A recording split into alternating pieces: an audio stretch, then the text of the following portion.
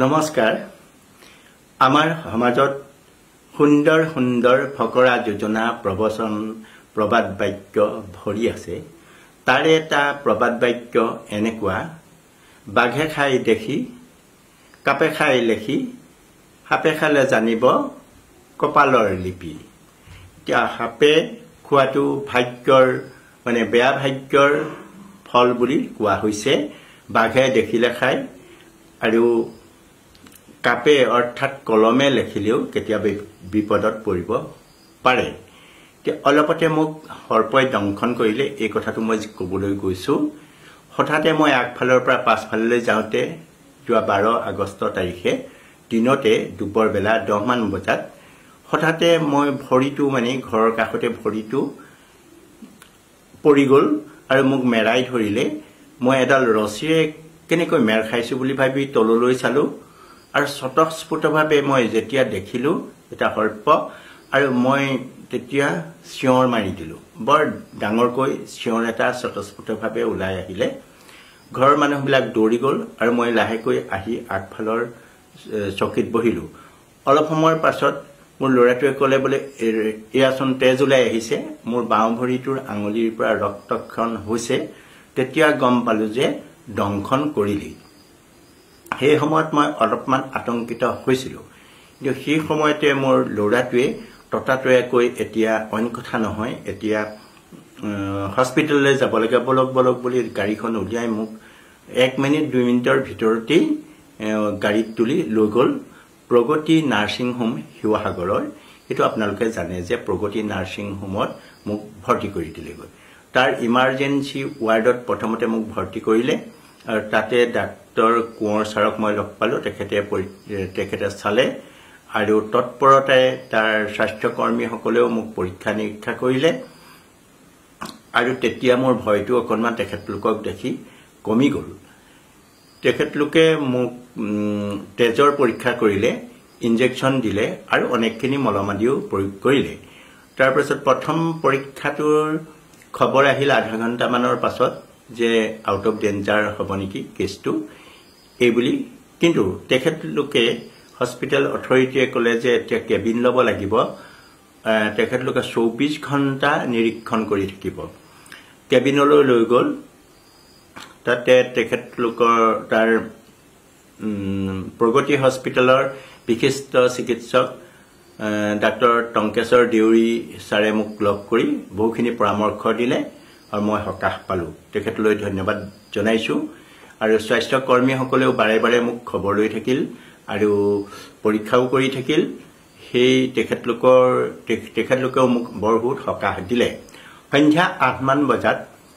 মোৰ কেবিনত 101 নম্বৰ কেবিনত উপস্থিত হ'ল এগৰাকী বিশিষ্ট চিকিৎসক তেখেত ডাক্তৰ সুৰজিত গিৰি ছাৰ তেখেত এনাস্থেচিয়া বিভাগৰ বুলি মই জানিছিলো কিন্তু তেখেত সৰ্প বিশেষজ্ঞ হিচাপে খ্যাতি লাভ কৰিছে সেই বিভাগটোত তেখেতে ধাৰাসাৰে লাগি আছে আৰু মানুহৰ জনসাধাৰণৰ উপকাৰৰ কাৰণে তেখেতে এই সময় উৎসৰ্গা কৰিছে তেখেতক লগ পাই মোৰ বহুত ভাল লাগিল আৰু তেখেতে মোক বহুখিনি ডিটেইলছ ললে তাৰ পাছত যে কিছুমান পৰামৰ্শ দিলে আৰু পৰীক্ষাৰ অন্তত খবৰ লৈ 11 মান বজাত ক'লে যে আপোনাৰ আউট অফ ডেঞ্জাৰ হৈছে কোনো চিন্তা কৰিব নালাগে কিন্তু আমি কালিলৈকে 24 ঘণ্টা আপোনাক নিৰীক্ষণ কৰি থাকিম পাঁচদিনা 24 ঘণ্টা হৈ যোৱাৰ পাছত আকৌ দুটামান পৰীক্ষা কৰা হ'ল তাৰ পাছত মোক যাবলৈ দিলে এইখিনিতে মোৰ দুদিনৰ সেই অভিজ্ঞতাৰ পৰা আপোনালোকলৈ মই এটা আহ্বান জনাব বিচাৰিছো বিনম্ৰভাৱে যে সৰ্প দংশন এটা আতংকিত কথা হয় সেই বস্তুটোৱে এটা আতংকিত সৰিষ্ঠিত এইটোৰ পৰা আঁতৰি থাকিব লাগে আঁতৰি থাকি কিন্তু হঠাতে কেতিয়াবা এই বিপদটো আহি পৰে আৰু সেই বিপদটো অহাৰ লগে লগে মানুহ ভয় খায় আতংকিত হয় ভয়ত মৃত্যু পৰ্যন্ত হৈ গৈছে বুলি মই গম পাইছো কিন্তু আতংকিত কেতিয়াও নহব আপোনালোকে আতংকিত হোৱাটো ভয় কৰাটো আঁতৰতে দূৰতে থাকক মাত্ৰ চিকিৎসাৰ কথাটো প্ৰথমেই ভাবক আধুনিক চিকিৎসা বিজ্ঞানে যিটো চিকিৎসা বিজ্ঞান যিটো দিছে আধুনিক চিকিৎসা বিজ্ঞান যেনেকৈ আগবাঢ়ি গৈছে সেইটো আমি গ্ৰহণ কৰা উচিত হ'ব সেইটো প্ৰথমে আমি সেইটো গ্ৰহণ কৰিব লাগিব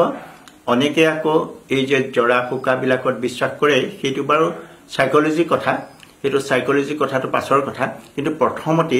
আমি চিকিৎসা বিজ্ঞানৰ সহায় লোৱাটো উচিত হ'ব জনসাধাৰণে আমি জানি থোৱা ভাল যে এন্টিভেনম যিটো ঔষধ সেই ঔষধটো সকলোতে উপলব্ধ নহয় সকলো হস্পিটেলতে উপলব্ধ নহয় গতিকে ক'ত পোৱা যায় সেইটো আপোনালোকে জানি থব আৰু ফোন নম্বৰ পৰ্যন্ত ৰাখি থলে ভাল য'ত ওচৰত য'ত পোৱা যায় সেই তালৈ ৰোগীজনক আপোনালোকে লৈ যাব ৰোগীজনক খোজকাঢ়িবলৈ দিয়াটো উচিত নহয় পাৰিলে যিয়ে নহওক শিশুৱে হওক ডাঙৰেই হওক দাঙি আনিলেহে বেছি ভাল তেজৰ সঞ্চালন যিটো হ'বলৈ দিব নালাগে মই আপোনালোকলৈ আতংকিত নহবলৈ চিকিৎসা গ্ৰহণ কৰিবলৈ আধুনিকভাৱে বিজ্ঞানৰ ওচৰ চাপিবলৈ আহ্বান জনাইছো সকলোৰে মংগল কামনা কৰিছো প্ৰগতি নাৰ্ছিং হোমৰ সংশ্লিষ্ট সকলোৰে প্ৰতি